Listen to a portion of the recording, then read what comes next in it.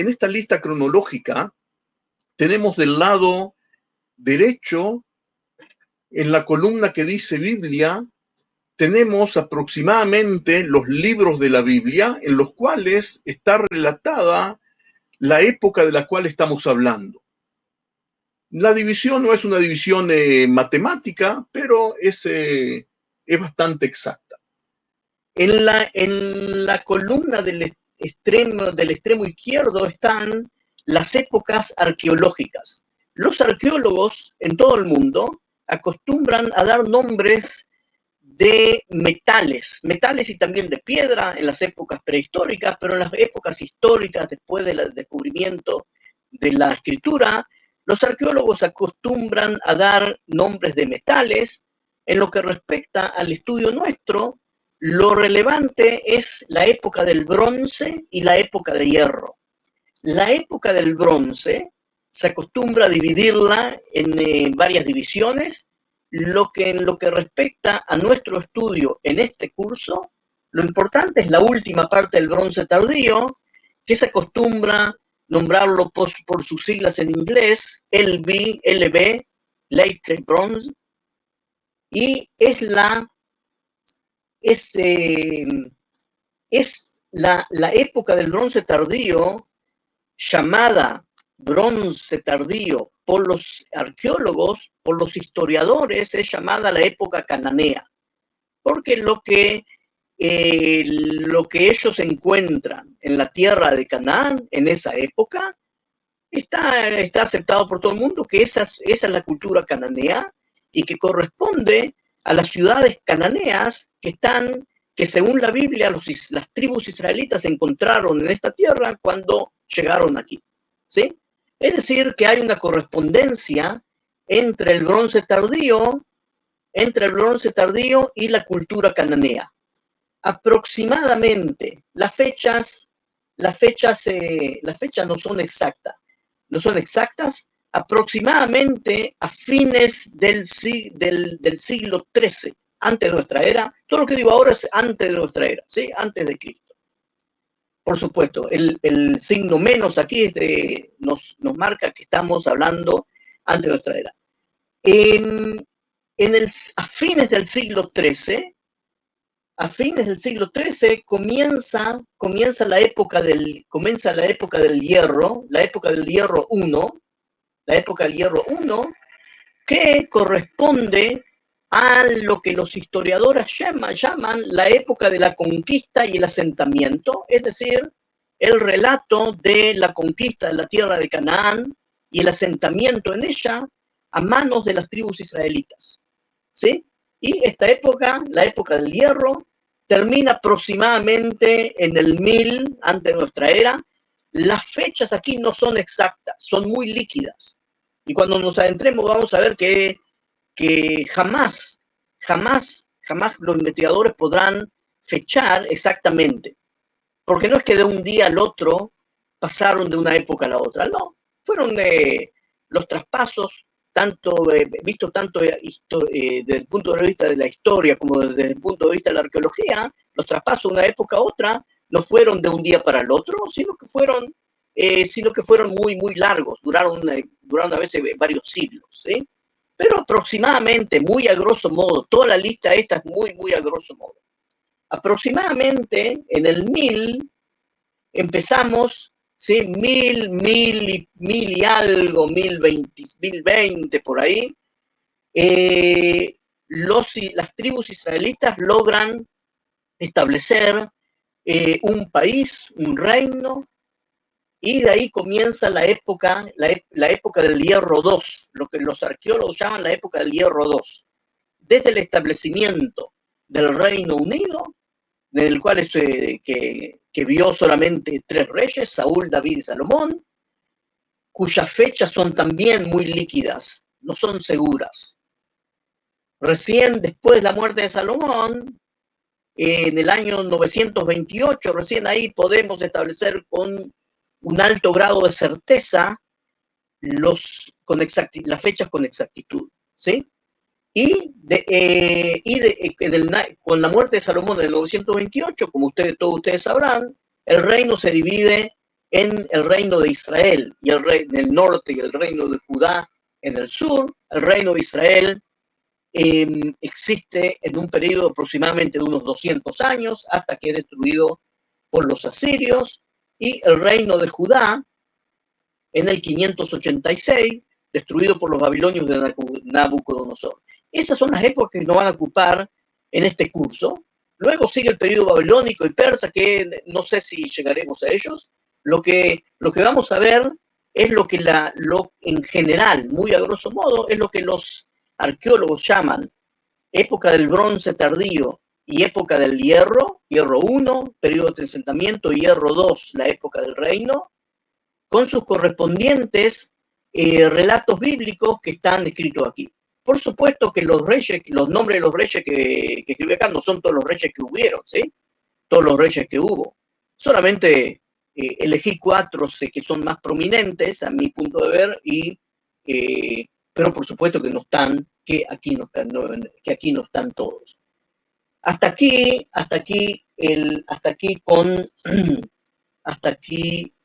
con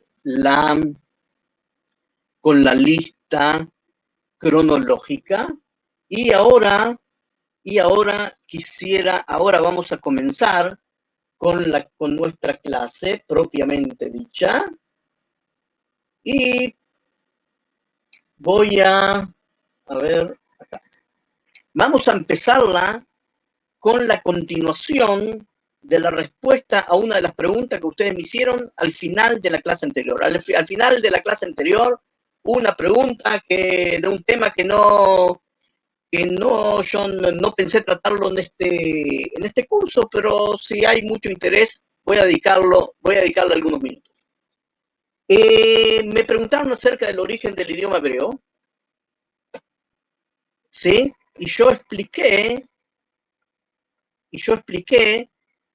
incluso les aconsejé que lean el capítulo 31 del libro de Génesis, donde se encuentran Labán y Jacob, y vemos ahí cómo Labán habla en arameo y Jacob habla en hebreo. Todo eso lo explicamos en la clase anterior, no voy a volver sobre eso, pero yo quisiera, ya que tocamos el tema, que veamos así muy rápidamente, de una manera muy sintéticamente, y pedirle el que quiera continuar que lo haga, que el que quiera expandir este estudio que lo haga en su casa. El texto ese que vimos en Génesis 31 está relacionado con otro texto hermoso. Los dos textos esos es como si hablasen uno con el otro. El otro está en el Deuteronomio 26. Deuteronomio capítulo 26, hay un precepto, una mitzvah, una orden de Dios que ordena que después que los israelitas se establezcan en la tierra y construyan el templo, deben llevar las primicias de los primeros frutos, los primeros frutos de sus cultivos, deben llevarlo al templo y ofrecérselos a Dios. Y cada agricultor, cada jefe de familia hizo eso mientras existía el templo, tanto en el primer templo como en el segundo templo. En la época de las primicias, cada jefe de familia llegaba con los primeros frutos al templo, y hay aquí algo muy interesante. La persona que lleva las primicias, hay un texto acá que está obligado a declararlo y está dictado palabra por palabra. Eso es lo que debe decir la persona que lleva las primicias, ¿sí? Tiene que hacer una especie de declaración. Ahora, ¿por qué esto es importante y por qué está relacionado con lo que vimos en el capítulo 31 de Génesis? Porque aquí se dictamina que la persona que presenta las primicias tiene que decir en esta declaración una especie de reseña histórica del pueblo hebreo.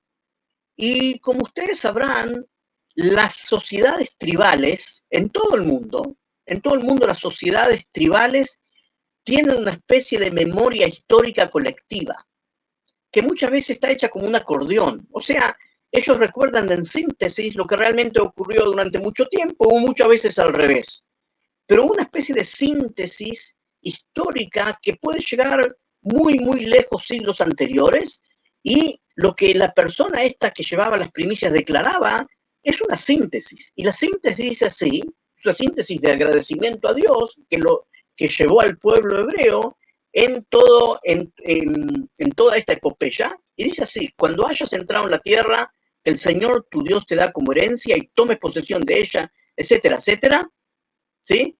Le dirás al sacerdote que está oficiando. A partir de aquí es lo que la persona debe declarar.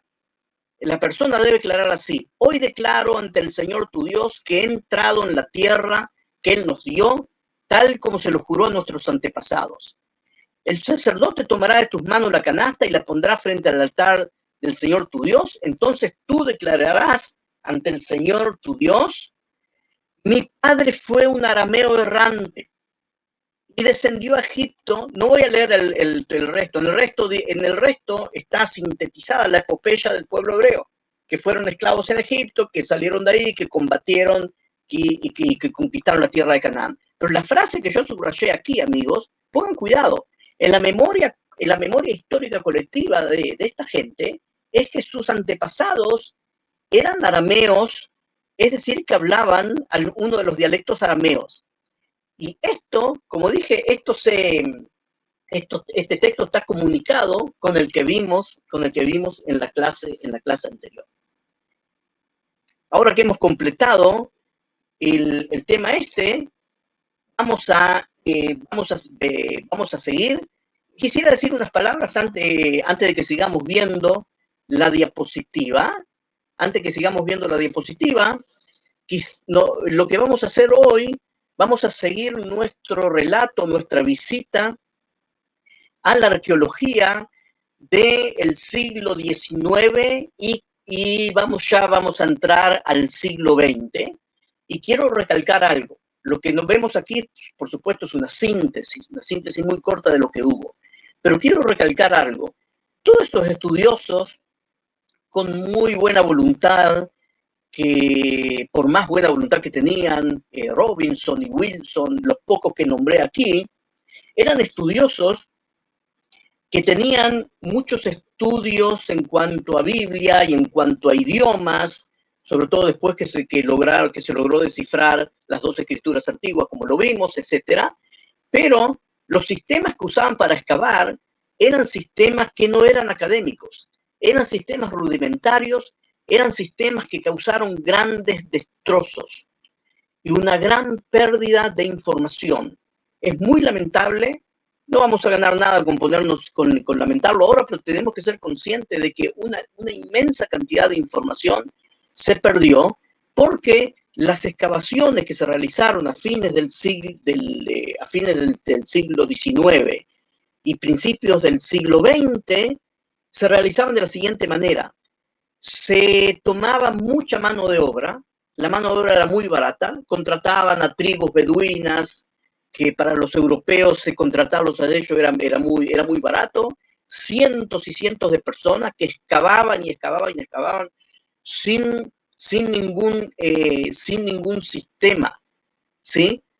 Sin ninguna metodología, porque todavía no existía la metodología, y lo que encontraban lo describían de una manera que hoy está considerada totalmente no científica, muchas veces ni siquiera lo describían, y así se dieron las cosas, ¿sí? Se causó mucho daño, y otra cosa que quiero acentuar, es una de las problemáticas que tiene la arqueología en todo el mundo.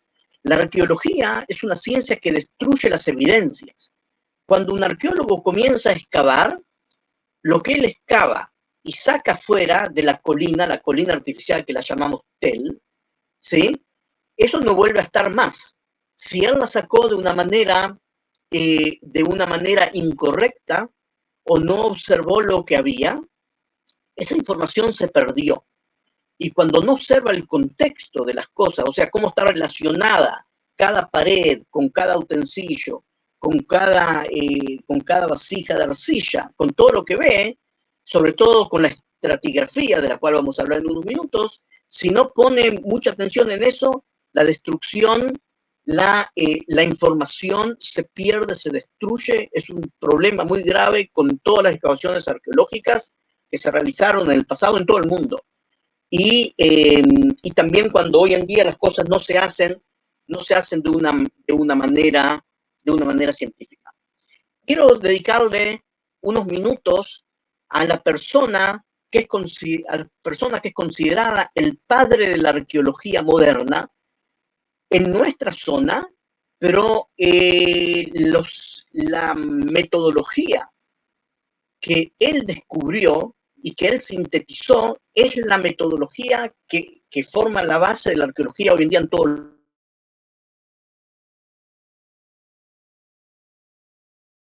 Una persona, un cerebro brillante, una persona genial, que él fundó las bases, como acabo de decir, de la arqueología moderna. Flinders Petrie, les aconsejo mucho, les pido que anoten el nombre de él y busquen información en internet, van a encontrar cualquier cantidad de información. Yo aquí le voy a dedicar unos pocos minutos, pero se merece realmente estudiarlo. Fue una de las mentes más brillantes de la época. Pongan cuidado cuando actuó él, ¿sí? En la época de la cual estamos hablando, a finales del siglo XVIII y comienzo del siglo XX.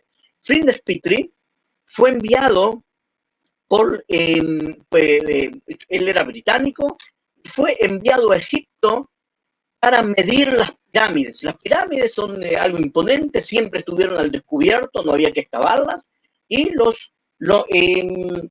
ingleses, una asociación de estudio, lo mandaron a Petrie a Egipto. Petrie era un estudioso, estudió todos los idiomas antiguos. Él vivió cuando ya estaba descifrado. Como vimos en la clase anterior, ya estaba descifrado el idioma egipcio. Aprendió el hebreo, aprendió el árabe. Un estudioso genial. Y en Egipto él realmente midió las pirámides, pero también comenzó a excavar. Excavó en muchos sitios, ¿sí? Aquí lo vemos, excavó en muchos sitios en Egipto, de los cuales no vamos a hablar ahora, vamos a hablar de uno, perdón. ¿Sí? Aquí lo vemos. Excavó en Memphis, ¿sí? Y aquí lo vemos observando y escudriñando los objetos de alfarería, objetos de cerámica. Voy a destacar dos lugares en los cuales excavó Petrie. Petrie no solo que excavó en Egipto, sino que por supuesto estaba súper interesado en conocer los lugares del antiguo Israel, del Antiguo Testamento, y recorrió la tierra de Israel y también excavó en un lugar llamado Tel el Gezi, que lo estoy mostrando aquí, ¿sí? Donde estoy mostrando con el cursor. Tel el Gezi es un lugar que está bastante cerca de Lachish, ¿sí? Ya lindando con la zona ocupada por los filisteos, entre Lachish y Gaza, pero más cerca de Gaza. Tel el Gezi es un tel, es decir, una colina artificial. No sé si lo expliqué con detalle antes, pero en hebreo y en árabe también es la misma palabra, se designa tel a una colina en la cual hay restos antiguos. Y quiero explicar algo porque no va a servir para todo el curso. En la antigüedad, los establecimientos, por lo general, se establecían encima de colinas para que sea fácil defender, construyendo una muralla alrededor, con la condición de que cerca de esa colina haya una fuente de agua. Sin agua no existe la vida. Y así fue como esas colinas se fueron construyendo sobre ellos, y esa colina se fue elevando con los restos que los humanos fueron construyendo. Y así, hoy en día, en el paisaje de Israel, y no solo de Israel, vemos los lugares donde hay restos antiguos, se ven como ¿sí? Con una especie así de meseta, muchas veces cuadrada. Esto no es exacto, no es una fórmula matemática lo que acabo de decir, pero aproximadamente se va a ver así. En Tel el Hetzi, que se ve así como lo muestro aquí, Tel el Hetzi, Petrie estaba convencido de que ahí yacía la ciudad de Lachish, que según la Biblia era una ciudad muy importante, lo conocemos en los capítulos de 18 en adelante hasta el 20, incluso más allá, en la campaña de Senaquerib a Judá, sabemos que, y él estaba seguro de que ahí yacía la ciudad de Lachish. Hoy en día sabemos que en eso él se equivocó. Ahí no, la ciudad de Lachish está en otro lado, vamos a verlo en otra oportunidad, pero a él le interesó buscar aquí y él llevó aquí una excavación. Ahora, ¿por qué eligió este lugar? Por una razón, una de las razones porque él estaba convencido de que aquí estaba la ciudad de Lachish, pero la otra razón es porque en el medio de este tel, por razones naturales, había una especie de arroyo natural, un arroyuelo, que cortó como si fuese con un cuchillo por el medio a este tel. Y al cortarlo por el medio, ¿sí? Así se ve el Hetzi, al cortarlo por el medio, él puso cuidado de que lo que estoy mostrando aquí son dibujos hechos por el mismo Petrie, ¿sí? En 1890. Esto fue en 1890, todavía a fines del siglo XIX. Él puso cuidado de algo que fue fundamental para la arqueología mundial. Él puso cuidado de que de manera muy general, muy a grosso modo, si uno corta como si fuese con un cuchillo, si cortásemos un tel, una colina de esto, vamos a encontrar estratos, como si fuese como una torta de chocolate que tiene varias capas. Encontramos varias capas. Las capas estas no son matemáticas, ni son exactas, ni tampoco son fáciles de percibir, de ubicar, pero en general es lógico. ¿Por qué sucede esto? Esto sucede porque en la antigüedad, cuando se construía una ciudad o una ciudad o un pueblo en un lugar así, en el 99% de los casos, ese lugar era destruido en alguna guerra. Es muy raro encontrar lugares que sobrevivieron siglos sin ser destruidos por una guerra. Uno de esos lugares es Jerusalén, que increíblemente 400 años no fue conquistada y no fue destruida, pero en el 99% de los casos los lugares fueron destruidos. Al ser destruido ese lugar se aplasta y recibimos un estrato. Ahora, las mismas condiciones que atrajeron a los primeros pobladores atraen ahora a otros pobladores, que pueden ser los mismos pobladores que huyeron o sus descendientes o otras personas de otro pueblo también, y vuelven a construir sobre las ruinas, ¿sí? Ahora, cuando esta segunda ciudad también es destruida por la guerra o por un terremoto, entonces ahí se forma otra capa y sucesivamente así hasta que tenemos varias capas. Esta es una realidad mundial, universal. Puede ser que estaba en la imaginación de todo el mundo, pero el primero en describirla y en notar la importancia que tiene esto para la arqueología fue Petrie. Así nace, ¿sí?, el estudio de la estratigrafía. En toda excavación arqueológica, en cualquier parte del mundo, siempre hay una persona que es experto en la estratigrafía, en reconocer por dónde van las capas. Y esto no es matemático ni es exacto, porque muchas veces los nuevos pobladores usan cosas que están semidestruidas e incluso excavan. Hay también, muchas veces excavan a través de las capas, buscando agua o para cimentar nuevas construcciones. Entonces, esto, aparte del grosor de cada capa, no es el mismo a lo largo y a lo ancho de toda la capa. O sea, no es matemática, pero en general es muy importante ubicar las capas y tratar de fecharlas y de identificarlas en cuanto a la cultura a la cual pertenecen. Aquí tenemos fotos tomadas en 1890, aunque no lo quieran creer. Pongan atención cómo Petrie fue muy cuidadoso en ubicar cada capa y en registrarla. El registro exacto de lo que uno encuentra es fundamental para la arqueología, por lo que dije antes, la arqueología es una ciencia que destruye las evidencias para siempre. ¿Sí? Entonces, si uno logra identificar las capas, a propósito, voy a hacer una pequeña nota en el medio.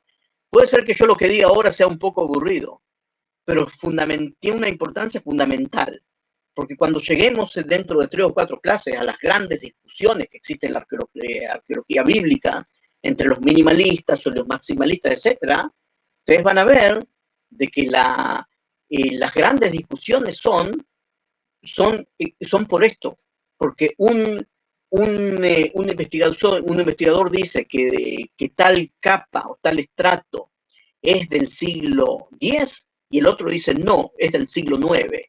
Vamos a ver cómo cada uno defiende su posición, ¿sí? Entonces esto es muy importante. Ahora, otra cosa que puso cuidado Petrie, fue el primero que puso cuidado.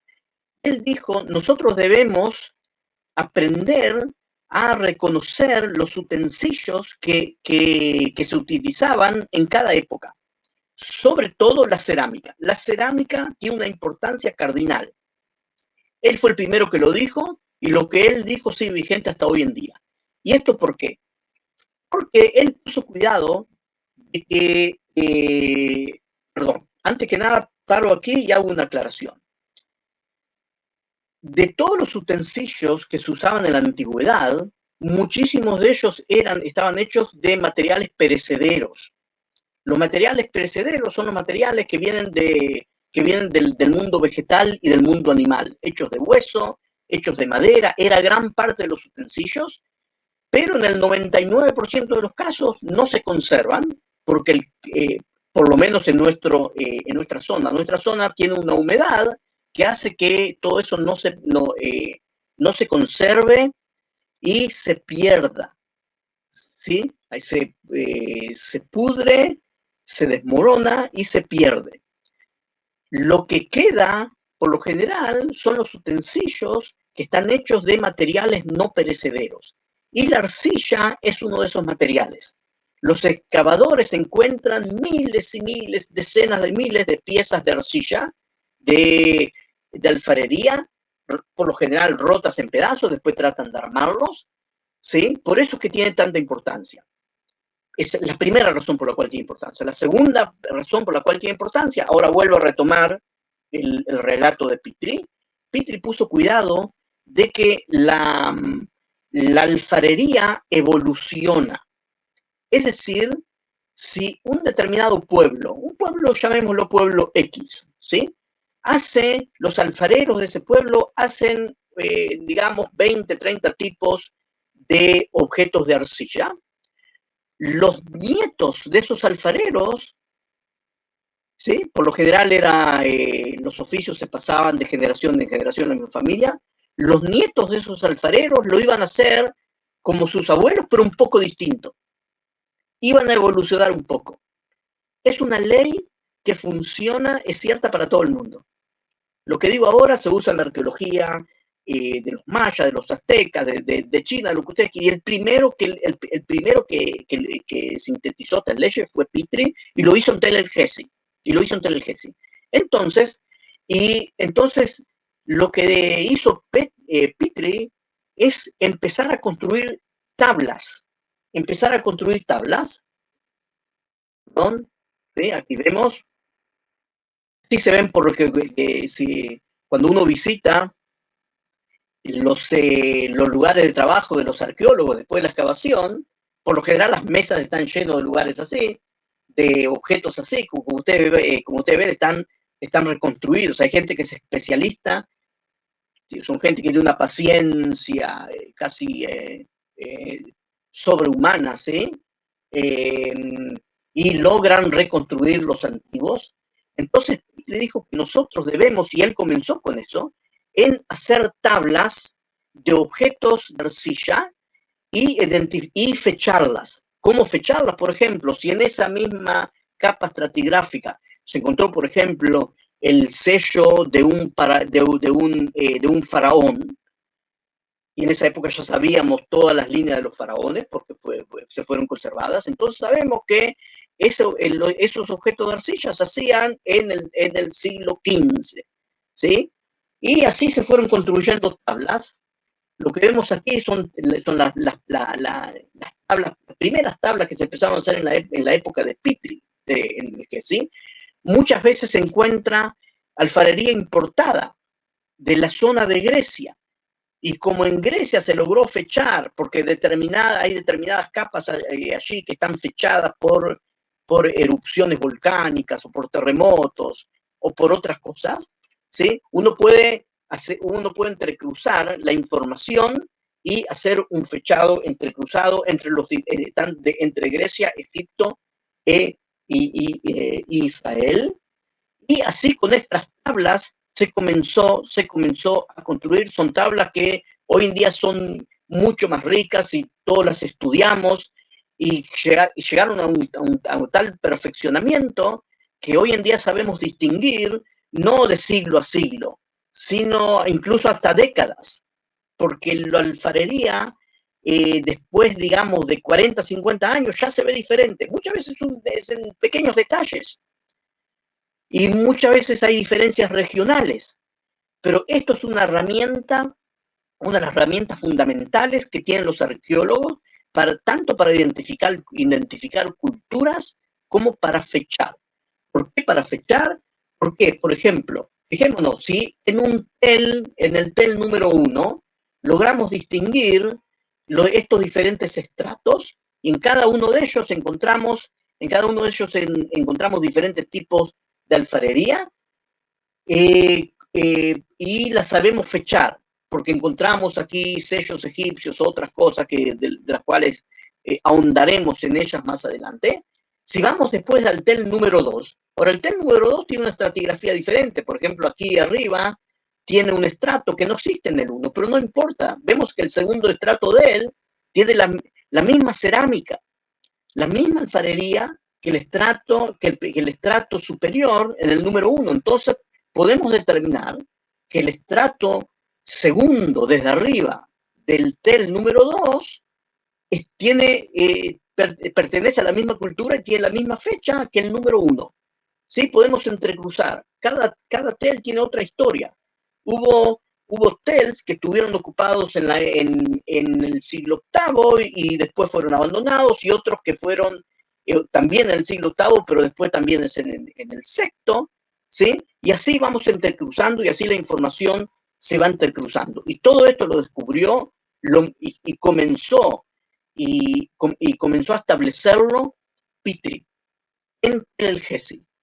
Por eso es que hoy en día, cuando vemos desde arriba una excavación arqueológica, por lo general hoy en día en todo el mundo, los arqueólogos comienzan a excavar en cuadrados y comienzan a bajar hacia abajo buscando la estratigrafía, y después que encuentran estructuras antiguas como paredes y construcciones, entonces se empiezan a desviar de los cuadrados originales y empiezan a seguir las construcciones.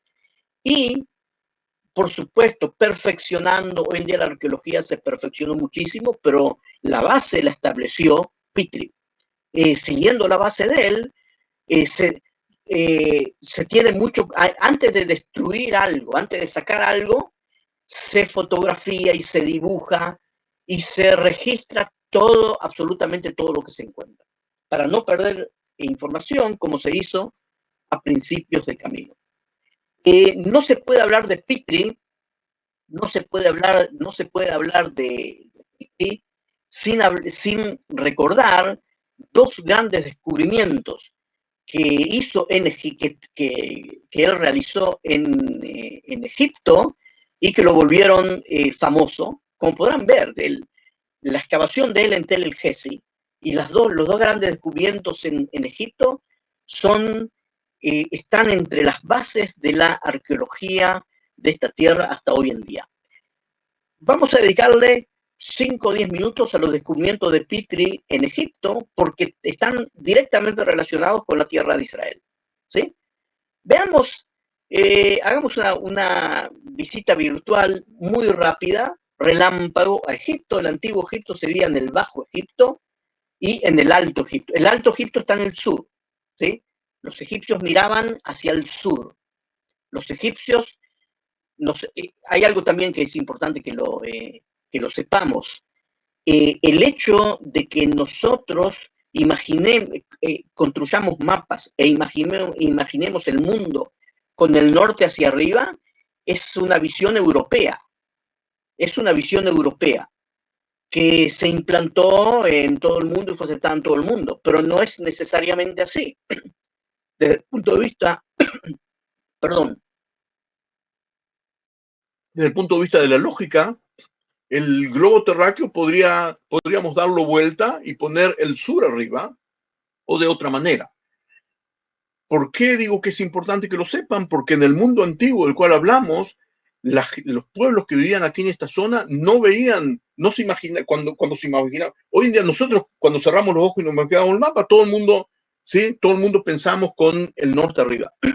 Si ustedes le pidiesen a un Egipto, del antiguo Egipto, ellos se imaginaban a los mapas con el sur arriba, porque del sur venía el río Nilo, que es la fuente de la vida del antiguo Egipto. Por eso, los egipcios, el Alto Egipto para ellos estaba en el sur y el Bajo Egipto estaba en el norte. Ténganlo en cuenta porque si no puede ser confuso. Y para los antiguos israelitas, y esto es muy importante porque aquel que no lo sepa puede malinterpretar muchos pasajes bíblicos. Entre los antiguos israelitas, la orientación era hacia el este, hacia el oriente. O sea, si un antiguo israelita tenía que dibujar un mapa, ese mapa estaba con el este arriba. En el hebreo bíblico, cuando uno va a la derecha, uno va al sur. Y cuando va a la izquierda, va al norte. Muchas veces que dice izquierda o derecha en la Biblia, a veces se refiere a la izquierda y a la derecha, pero a veces se refiere al sur y al norte. Y cuando uno va hacia adelante, va hacia el este. Cuando uno va hacia atrás, va hacia el oeste. Así era la visión geográfica de los antiguos pueblos que vivían aquí. Esa visión está reflejada en los textos, por eso es muy importante, yo siempre lo recalco a mis alumnos. Ahora volvamos a Petrie. Perdón, aquí vemos aquí en esta diapositiva, vemos dos lugares. Aquí donde estoy señalando en el norte está la ciudad de Noamón. En Noamón estaba la antigua capital del Imperio Egipcio. Eso es lo que hoy en día se llama Luxor, ¿sí? Al lado de Luxor está Karnak. En Karnak estaban los templos. Es un Luxor y Karnak, es todo un complejo arqueológico de los más grandes del mundo hasta hoy en día. Y ahí estaba la antigua capital del Imperio Egipcio. Ahora, en un periodo muy corto, de tiempo, hubo un rey que trasladó la capital a este lugar que él lo llamó Ajetatón, pero que el nombre árabe moderno es el Amarna. El Amarna es el nombre de una tribu beduina que deambula por ese lugar, ¿sí? Y por menos de 20 años la capital fue trasladada aquí y luego la capital fue devuelta a Noamón. Una especie de aventura. El rey que hizo eso, un rey muy, muy especial llamado Akenatón o Ajenatón, que reinó en el siglo XIV antes de nuestra era. Es un rey muy especial, ustedes lo ven aquí. Es un rey que adoraba solamente a un solo dios, al dios Atón. Por eso tomó el nombre de Akenatón y fue algo muy especial. No me voy a explayar en esto, a pesar de que es muy interesante. En su época, incluso el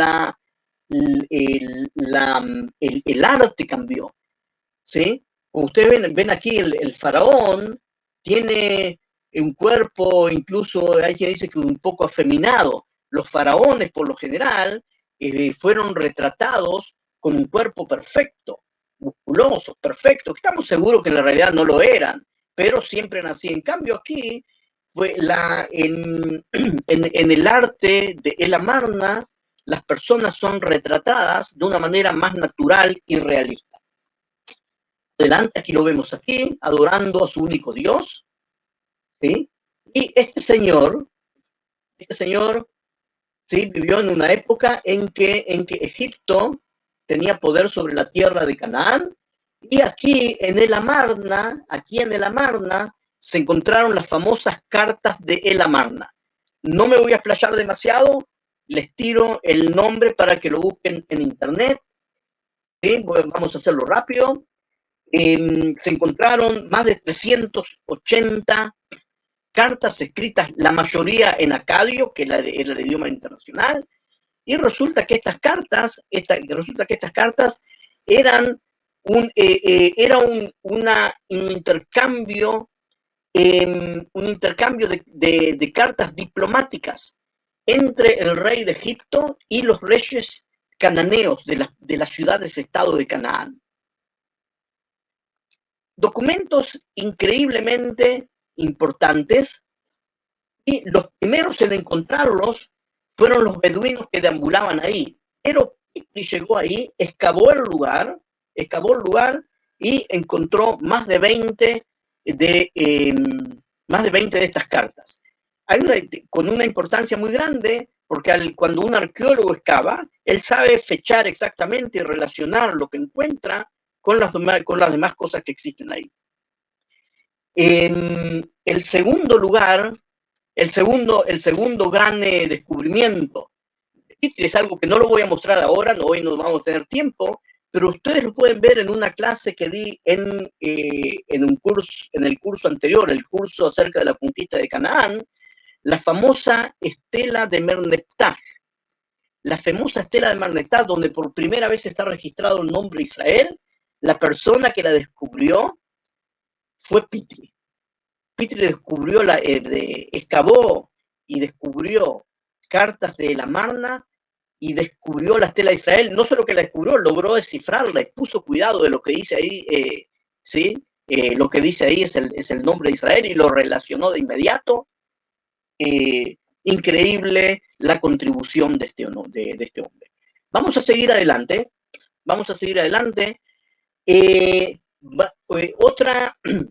Entonces hablamos de Petrie. Otro emprendimiento del cual quiero hablar, que es fundamental para la investigación de la arqueología bíblica, es la prospección.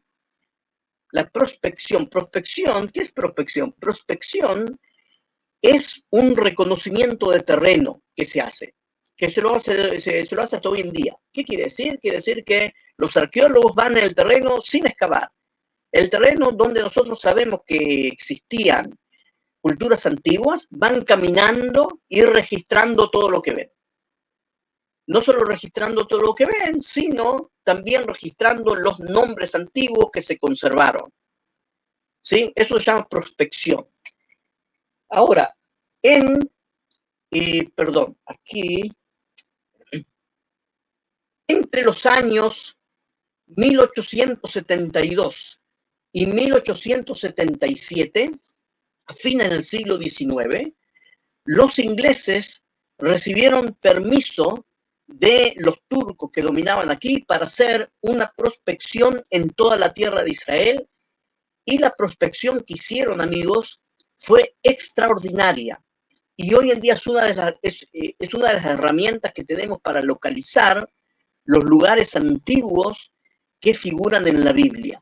Una de las principales herramientas, me da temor pensar qué haríamos sin ella. ¿Qué hizo esta gente durante estos años? Y también los invito a ampliar todo lo que yo digo acá, buscando en internet. Hay muchísima, hay muchísima información. Por lo general se lo conoce por la sigla, se lo conoce por la sigla de la institución que lo hizo, el Fondo de la Exploración de Palestina, Palestina Exploration Fund. Entre el 1872 y 1877, estos británicos llegaron, gente muy preparada, con estudiosos muy preparados, eran militares los dos que condujeron la prospección, pero era gente muy, muy estudiosa y muy, muy preparada, conocedores de las culturas, conocedores de la Biblia, conocedores de los idiomas antiguos que se hablaban aquí, y recorrieron la gran parte de la tierra de Israel, no sé si centímetro por centímetro, recorrieron registrando todo, registraron y hicieron una cartografía excelente con lo más moderno conocido hasta esa época y registrando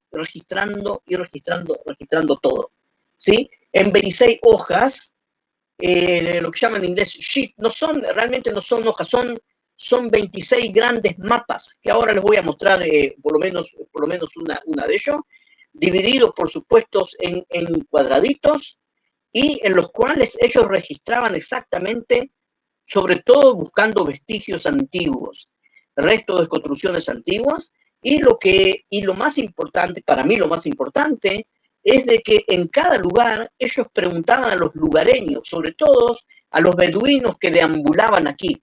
Los beduinos, como salen a pastorear sus rebaños, los pastores de rebaño, por lo general en todo el mundo, recuerdan nombres de todos los lugares, porque les es muy importante incluso los nombres de cada loma y de cada pequeño lugar o de cada pequeño señal. Preguntando a los lugareños y anotando. ¿Sí? El idioma hablado de esa época por todo el mundo aquí era el idioma árabe. Ellos aprendieron el árabe y registraron todo. Registraron todo.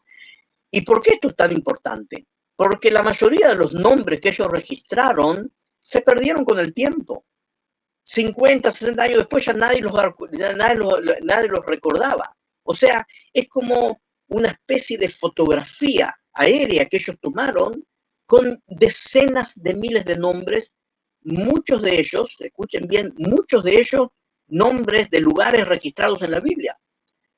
Muchas veces mis alumnos me preguntan, ¿cómo ustedes saben dónde estaba la ciudad bíblica de Eitam o otros lugares? Hay lugares que se conservaron, ¿sí? Pero muchísimos lugares no. Los nombres no se conservaron. Ahora, los nombres que registraron estos británicos, miles de ellos lograron registrar, aparte indicando exactamente dónde estaban ubicados geográficamente. Es un aporte tremendo y hoy en día es una de las herramientas, de las principales herramientas que tenemos para ubicar, ¿sí? Para ubicar. Los dos estudiosos que lo condujeron son Conder y Kitchener. ¿Sí? En nuestra jerga de los investigadores conocimos, ¿sí? Fíjate lo que si Conder o Kitchener lograron ubicar, nos referimos a lo que ellos dicen. Las publicaciones de ellos fueron todas publicadas en 9 tomos muy grandes de como 400 páginas cada tomo, y hoy en día en 7 volúmenes, perdón. ¿Sí? En 7 volúmenes. Hay 2 volúmenes más que se hicieron después con índices. Tal vez voy a hablar de ello después. Ahora, hay un fenómeno que es un fenómeno que es universal. Los nombres de lugares se van transmitiendo de cultura a cultura, aun cuando la gente cambia y los idiomas cambian. En América Latina los podemos ver, hay miles y miles de nombres topográficos, que son nombres en idiomas indígenas, como el Mississippi, que esos indígenas ya no están más ahí, ¿sí? Los que los reemplazaron hablan en inglés o en español, pero conservan los idiomas, conservan los nombres de los lugares en los idiomas, en los idiomas originales, ¿sí? Incluso nombres de ciudades o de países, incluso como Uruguay, son nombres indígenas que los habitantes que los reemplazaron siguen usando el mismo nombre. La toponimia del continente americano es casi en su mayoría es indígena, de idiomas que aún cuando esos pueblos fueron reemplazados. Ahora, ese fenómeno es un fenómeno mundial, universal, y sucedió también aquí. Por eso es que los nombres hebreos de la época bíblica se fueron transmitiendo y transmitiendo, y por eso es que muchos nombres en árabe registrados por los británicos son nombres hebreos, muchas veces deformados, por supuesto, pero muchas veces conservados, aun cuando en árabe no significan nada o tienen otro significado. Por ejemplo, el nombre Beit Lehem. Beit Lehem, que es Belén, Belén en hebreo es Beit Lehem, en hebreo significa la casa del pan. En árabe, Lehem, la misma palabra significa carne, pero los árabes siguen usando el mismo nombre, a pesar de que en árabe significa la casa de la carne. La gente, como dije, es un fenómeno universal y la prospección esta ¿sí? Así se ven los 26 mapas unidos, y todos estos mapas, amigos, están disponibles para todo el mundo en internet. Uno puede bajarlos y uno puede bajarlos. Quiero mostrarles ahora, ¿sí? Uno puede bajarlos y verlos. No, perdón, voy a ver aquí. Ahora estoy mostrando una página de internet, como pueden ver aquí. Este es el volumen número 3, que contiene los sheets desde el 17 y son obras extraordinarias.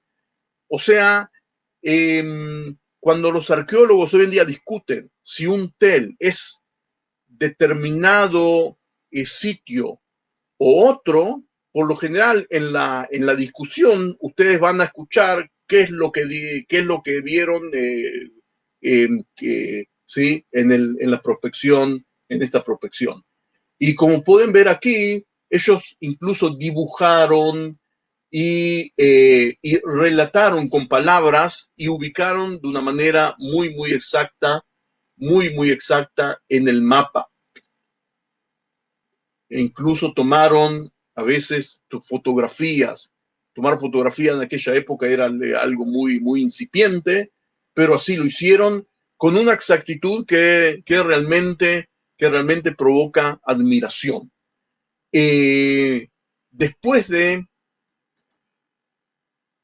pueden buscar incluso en Wikipedia, no hay en español, pero si tienen problemas con el inglés pueden traducirlo. Así se llama en inglés, que es Survey of Palestine, PEF, y hay aquí mucha explicación con mucho material. Hay aquí una explicación con mucho material. Ahora vamos a bajar esto. Y lo que quiero mostrar aquí, por lo menos dos o tres ejemplos. Vamos a los índices que hizo esta gente. Ellos hicieron índices así se ve la tapa, ¿sí? Así se ven los índices que hizo esta gente, índices de nombres de lugares. Como pueden ver aquí, el índice está en idioma árabe, pero aquí en la explicación, ellos dicen que ellos lo logran, como pueden ver aquí que hay letras hebreas. Ellos nos dicen de que esto está relacionado con un lugar en la Biblia que lo lograron reconocer. En 64, 54. Ejemplo, Veamos aquí este ejemplo. Vamos a ver, como el tiempo se nos está escapando, vamos a ver un solo ejemplo.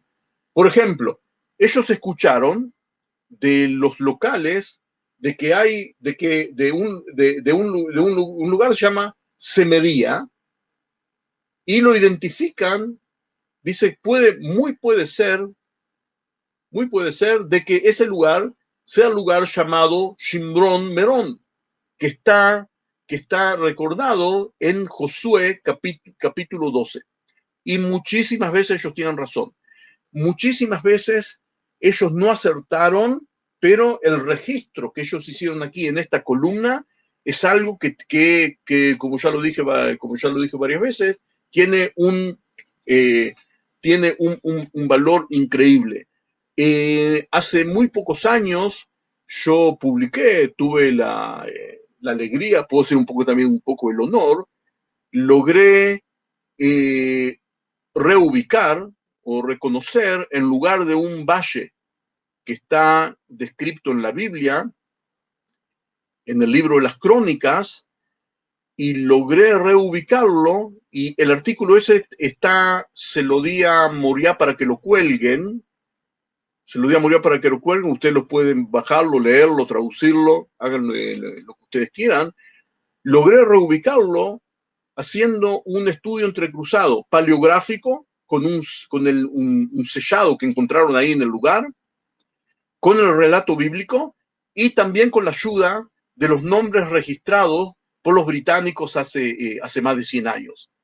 Entrelazando estas tres fuentes, logré reubicarlo y hoy en día es aceptado también por otros estudiosos, ¿sí? Es un valle llamado Gei Harashim, que al parecer hay que pronunciarlo Gei Harasim, en mi opinión, y logró ubicarlo exactamente, porque el nombre ese está registrado, quedó registrado por los lugareños así.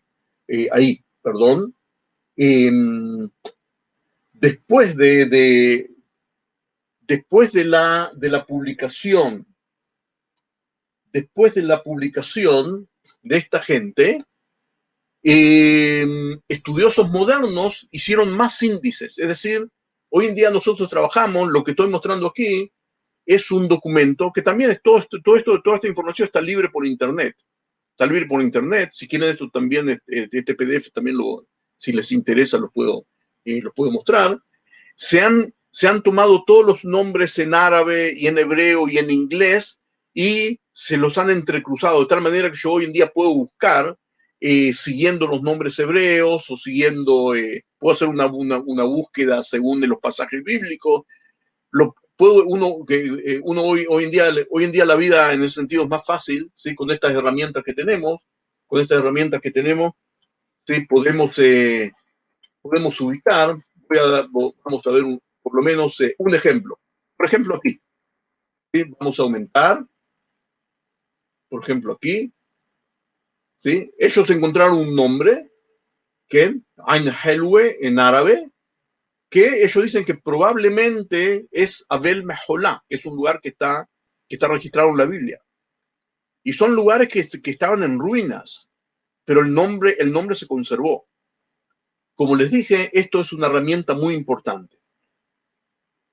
Y es muy importante por otra cosa, que voy a recalcarla, otra entre las 1000 que no tenemos tiempo de hablar sobre ellas, pero hay que tener en cuenta algo muy importante, que es una continuación de lo que vimos antes. Muchos lugares bíblicos, los nombres conservaron. El nombre de Jerusalén, se conservó durante todas las épocas, siguió siendo el mismo, y de Belén, Betlehem también se conservó, pero muchísimos lugares no se conservaron. Y no es fácil, no es fácil identificarlos. Hay muchos lugares bíblicos que no están identificados o que hay mucha discusión, muchas disputas acerca de su identificación.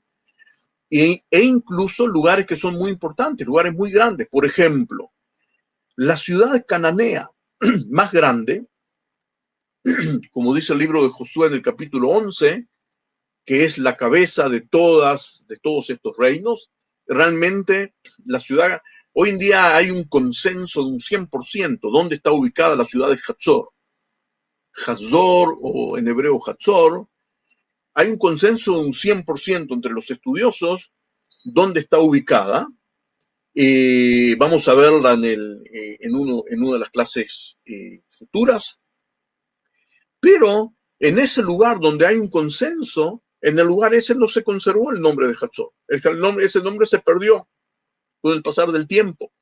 Y el nombre en árabe de Hatzor no tiene absolutamente nada que ver con el nombre antiguo.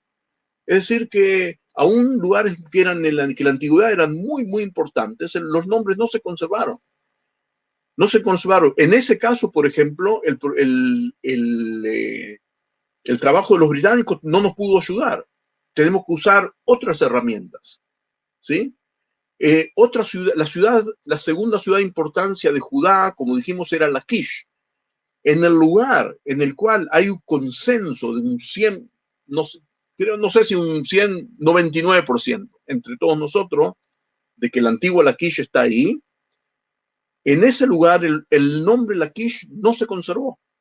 No se conservó. El nombre en árabe que se conservó es un nombre que no tiene nada que ver, es un nombre árabe moderno, no tiene nada que ver con el nombre antiguo. Muchas veces se conserva y muchas veces no. Muchas de las veces que se conservó hasta el siglo XIX y fue rescatado por los británicos. Y luego se perdió, ¿sí? Y entre la cantidad que fue rescatada por los británicos, es una cantidad, como dijimos antes, de miles y miles, no solo de ciudades, sino también de arroyos. Ellos registraban todo, ellos preguntaban todo. ¿Cómo ustedes lo llaman a este arroyo? ¿Cómo llaman a esta ruina? ¿Cómo ustedes llaman a esta montaña, a este monte? Todo, todo, todo. Incluso registraron mucho de la flora y la fauna, que son también de gran ayuda para las ciencias que estudian la antigua flora y la fauna y muchas cosas más. Pero lo más importante para ellos eran los lugares antiguos, y por eso, como acabo de decir, es una herramienta clave para la arqueología bíblica. Otro detalle que no tiene nada que ver con lo nuestro, pero es parte de la realidad, lo que empujó a los británicos a hacer eso fueron dos cosas. Una, realmente el ansia de volver a reconocer en el terreno, o sea, realmente como eran los lugares bíblicos. Eso era lo principal, lo único. Pero hubo también otra razón que los empujó. Era el espionaje. Este lugar estaba dominado por los turcos y los británicos y los franceses siempre tenían los ojos puestos aquí para que el día de que el imperio turco se desvanezca, ellos penetraran, y al final fue lo que hicieron después de la Primera Guerra Mundial. Cuando el imperio turco se desmembra, entonces los británicos y los franceses se dividen aquí toda la zona, pero eso ya es parte de otra, historia. Como nuestro tiempo se va terminando, vamos a ver, para completar esto, vamos a ver una parte de otra realidad, ¿sí? Vamos a ver una parte de otra realidad, la realidad de los excavadores que vinieron, que estuvieron aquí en esa misma época, a finales del siglo XIX y principios del siglo XX. Comenzaron a llegar aquí europeos y norteamericanos a excavar. Y como las leyes y los principios que estableció Petrie estaban recién en sus pañales, muchos de estos investigadores hicieron excavaciones de una manera que yo hasta la llamaría de una manera bastante brutal. Como lo dije antes, excavando grandes extensiones, sin poner cuidado a la estratigrafía, sin poner cuidado en el resguardo de lo que uno saca, y hicieron más daño de mucho más es el daño de lo que contribuyeron. Uno de los lugares que es un ejemplo de esto que desgraciadamente sucedió en la tierra de Israel es Megiddo. Megiddo, como lo sabrán, es una ciudad importantísima, está relatada en la Biblia de la época de Salomón y luego fue una de las ciudades más importantes del Reino del Norte. Una de las ciudades más importantes y su nombre no se conservó, pero existe un consenso entre los estudiosos de dónde es y hoy en día es uno de los lugares más visitados, más visitados del país. A ver, no, ¿dónde está? Aquí. ¿Sí? Ahora, en Megiddo, en el año, entre los años 1903 y 1905, excavó una delegación alemana, ¿sí? Excavó una delegación alemana, también excavando grandes extensiones. Y luego, sí, perdón, los alemanes hicieron esta parte, realmente hicieron estragos. Esto que ven aquí, ¿sí? Esto que ven aquí es lo que excavó Schumacher entre 1903 y 1905. Es como si hubiese cortado el tel con un cuchillo, sacando grandes cantidades de tierra. Y no solo eso, sino que sacó las grandes cantidades de tierra y las puso en un lugar, las puso en otro lugar del tel, lo que después puede causar confusión. Lo que uno saca tiene que ponerlo en otro lugar y, por supuesto, que hacer una revisión hasta milimétrica, pero en esa época no se hacía. Luego vino entre los años 1925 y 1939, vino una delegación muy grande de Estados Unidos, de Chicago, con la intención, escuchen bien, con la intención de excavar todo el tel de Megiddo. Y desgraciadamente recibieron permiso. En esa época ya estaban aquí los británicos, ya no estaban más los turcos. Desgraciadamente los británicos les dieron permiso y su intención era excavar hasta la base. Afortunadamente no lo lograron. No lo lograron porque en 1939 estalló la Segunda Guerra Mundial y por eso abandonaron el lugar. Pero si no, hoy en día no existiría el Tel Megiddo. Hicieron muchísimo daño, pero no, afortunadamente, por causas trágicas, sí, pero afortunadamente no lograron arruinar todo y afortunadamente quedó mucho. Ahora, uno de los problemas que tenemos hoy en día en Megiddo, hoy en día para los arqueólogos modernos, es la destrucción de información que hizo toda esta gente. ¿Sí? Vamos aquí, así se ve Tel Megiddo. Pongan cuidado cómo aquí hay un gran corte y aquí donde estoy apuntando es donde Schumacher hizo ese gran corte. Aquí no se ve muy bien. Pongan cuidado. ¿Ven cómo aquí está cortado? El tel, en la altura original del tel es donde están estos árboles, donde están estas palmeras. Schumacher cortó todos estos metros y sacó, él y su gente sacaron todo lo que estaba aquí y lo pusieron en donde no tenían que haberlo puesto. Y así, con esto entramos, amigos, a la época, con esto entramos, amigos, al siglo XX. Con esto entramos al siglo XX. Nosotros entramos al siglo XX con muchas cosas mal hechas, pero con, con los principios que estableció Shah-Pitri y que fueron adoptados sobre todo por los británicos, aparte de lo que se hizo en Megiddo, y luego por los israelíes que los continuaron después de 1948 con el establecimiento del Estado de Israel. Y con esas herramientas entramos y con los conocimientos de los que nos dejaron la gente del PIF, con esas herramientas entramos nos adentramos en el siglo XX y el siglo XXI. Y con esas herramientas, a partir de la clase que viene, vamos a seguir avanzando y ver cómo empezaron a surgir los sitios bíblicos y cómo empezaron a surgir también las diferentes opiniones y las diferentes discusiones que conviven dentro de esto llamado la arqueología bíblica. Les doy las gracias, como siempre. Espero que hayan disfrutado.